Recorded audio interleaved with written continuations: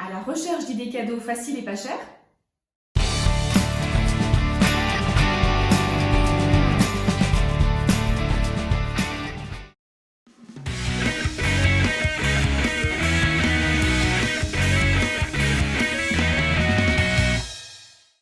Bonjour et bienvenue sur Autre bien, faut que j'essaie. La fête des mères approche à grands pas. Vous avez peut-être aussi d'autres cadeaux à réaliser.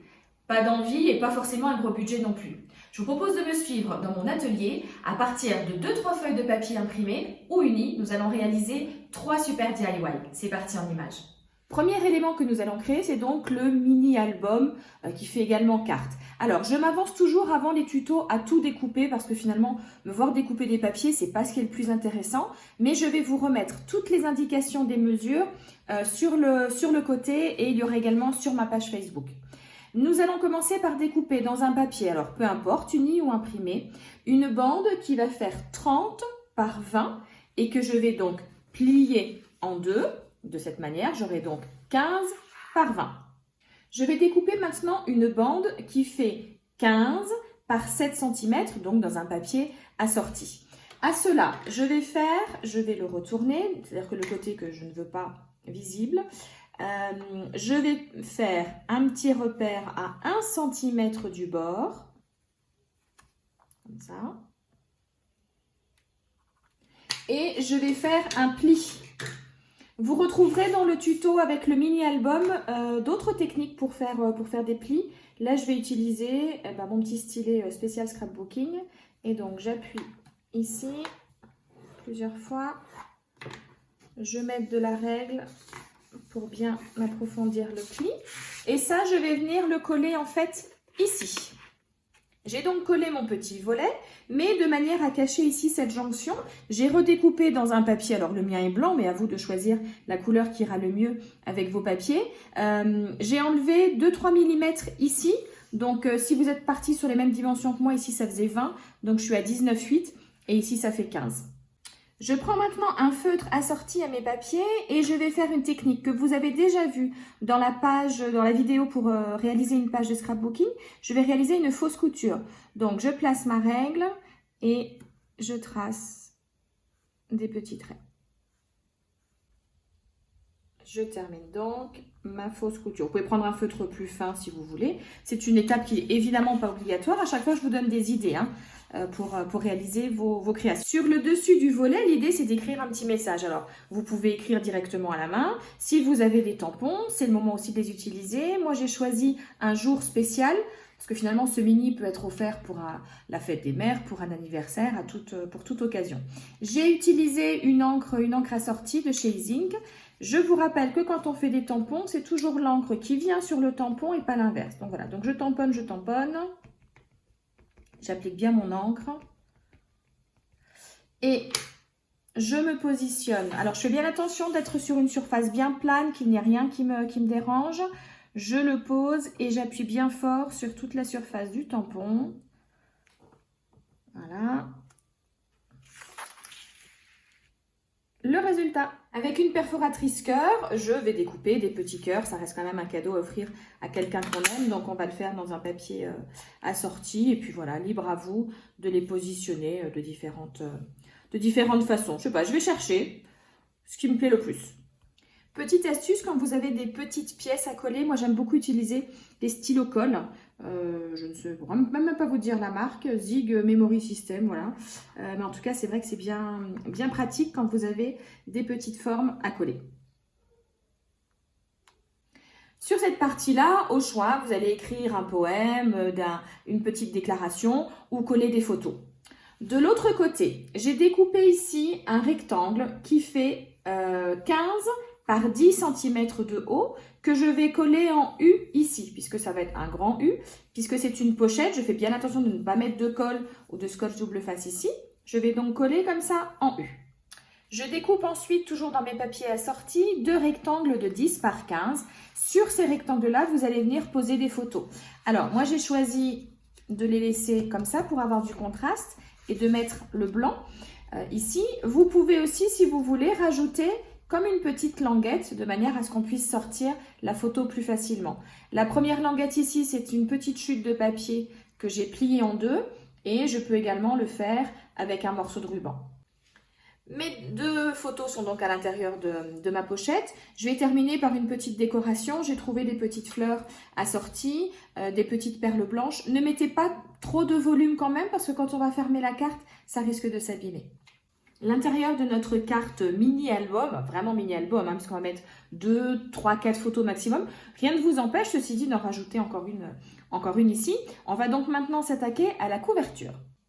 J'ai regardé ce que j'avais dans ma boîte avec les chutes de papier que j'ai utilisées pour d'autres projets. Donc, je retrouve souvent comme ça des rectangles.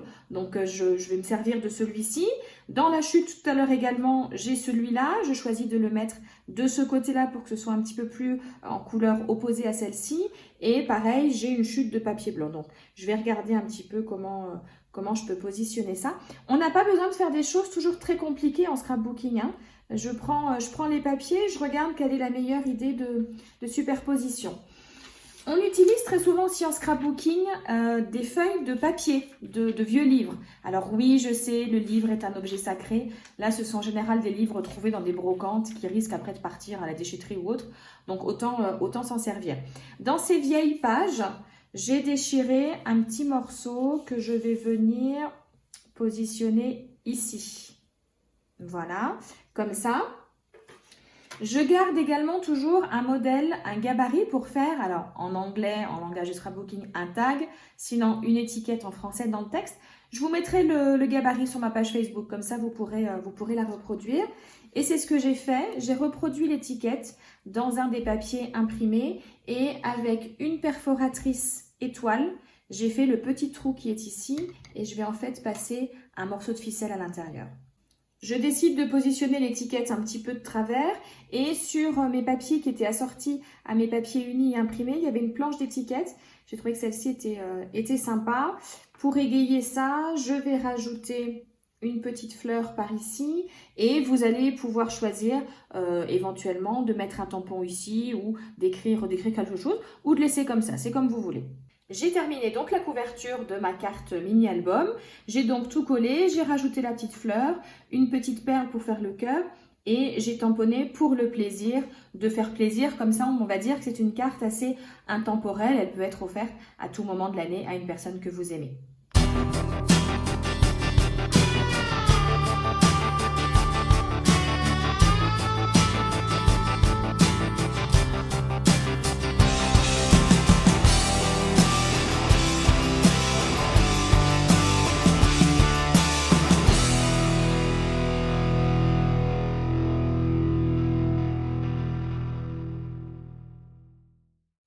Si vous n'avez pas le temps de réaliser la première réalisation ou bien si vous voulez compléter votre cadeau, je vous propose de réaliser une enveloppe dans laquelle vous pourrez glisser un petit bon pour un massage, bon pour un restaurant, ce que vous voulez. Alors, je vais découper un rectangle qui fait 22 par 26. Voilà, donc je me retrouve avec un rectangle comme ça. Si vous avez une feuille A4, ça ira très bien, hein, même si ici j'ai 22, si vous avez les feuilles A4, c'est 21 par 29,7, ça ira très bien également. Donc vous redécoupez au moins sur vos 26. Ce que nous allons faire maintenant, c'est que nous allons faire les plis pour faire notre enveloppe. Le premier pli va se faire à 8 cm du haut. Je calcule ensuite 10 cm. Ok, ça fera donc jusqu'à 18. Et ici, il me restera à nouveau 8. Donc 8, 10 et 8. Je vais faire des petits repères pour faire mes plis plus facilement. J'ai fait mon premier pli ici. Je vous montre comment les réaliser. C'est un petit peu sur la base de l'album enveloppe que nous avions réalisé dans une précédente vidéo.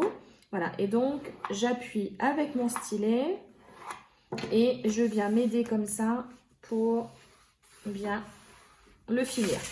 Donc, on a quelque chose, voilà, comme ça, ok?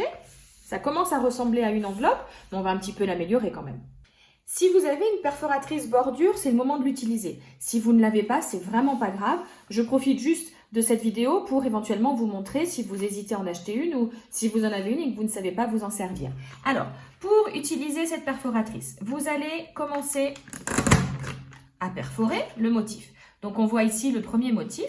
Et pour continuer, je vais me mettre donc motif sur motif, D'accord? Et vous avez ici un petit rebord. Quand vous faites une perforatrice bordure, quand vous utilisez la perforatrice, il faut toujours que votre papier soit bien collé. Sinon, si votre papier est comme ça, bah forcément, votre motif ne sera pas droit. Okay? Donc, je la positionne comme ça et je continue à perforer. Je vais faire comme ça tout du long. J'ai donc fait ma bordure. Alors ça va vous faire plein de petits confettis, mais bon, c'est pas très grave. Donc, ensuite, je vais simplement venir coller ici mes deux rebord pour faire donc le principe d'enveloppe.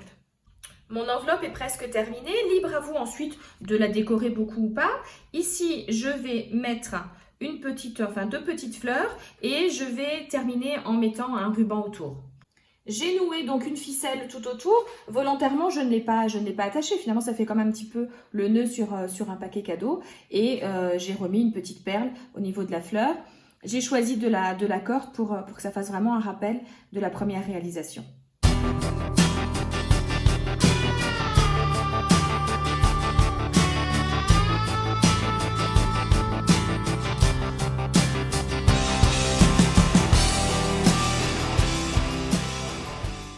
Dernière petite réalisation pour compléter notre petit cadeau, je vous propose de réaliser un marque-page. Quand j'étais animatrice, je disais souvent à mes élèves à la fin du cours, allez, on prend ce qu'on a et on pose tout ou sur une carte ou sur un marque-page, histoire de ne pas gâcher les chutes. J'avais quoi? J'avais une chute de papier blanc, ça peut être une chute de papier imprimé ou de couleur. Il me restait du papier de mon livre, une autre petite chute du papier et dans la planche étiquette, il y avait cette petite tasse à café. Je trouvais ça assez rigolo. Donc, on peut venir, par exemple, coller ça comme ça ici. J'avais également, c'était le bas d'une bande de papier, il y avait ces petites flèches. Je trouvais ça rigolo, donc on peut venir le coller ici. Je vais donc coller tout ça. Je vais terminer ma réalisation en faisant un petit trou ici. Alors, peut-être quand même mesurer le milieu, ça sera plus sûr. Voilà, ça fait 6,5. On va faire le petit point ici. Voilà. Je prends ma perforatrice étoile et toujours pour faire un rappel, je vais mettre un morceau de ficelle. Bon, vous avez vu, hein, j'ai fait du tampon tout à l'heure. Hein. Ça veut dire que j'ai bien travaillé, j'ai les doigts bleus. Bêtement, j'ai pris l'encre avec les doigts. Voilà, ça arrive à tout le monde. Faites juste attention si ça vous arrive de ne pas salir vos papiers blancs. Et donc, je vais faire simplement un petit nœud ici.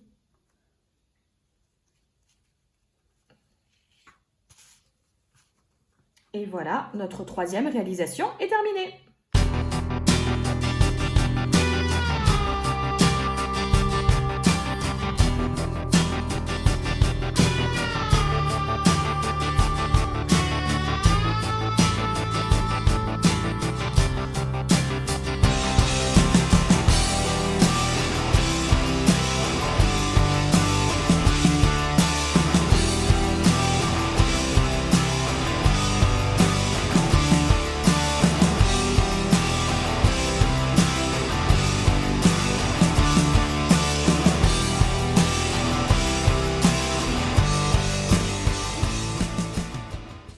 Cette vidéo vous aura plu et comme d'habitude qu'elle vous aura donné un tas d'idées pour réaliser vos prochains cadeaux.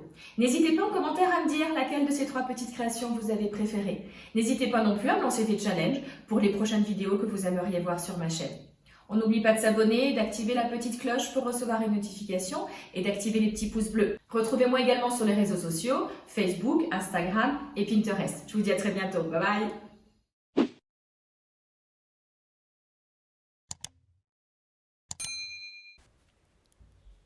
Et j'espère qu'en regardant cette vidéo, vous vous êtes dit « Oh, trop bien, faut que j'essaye ».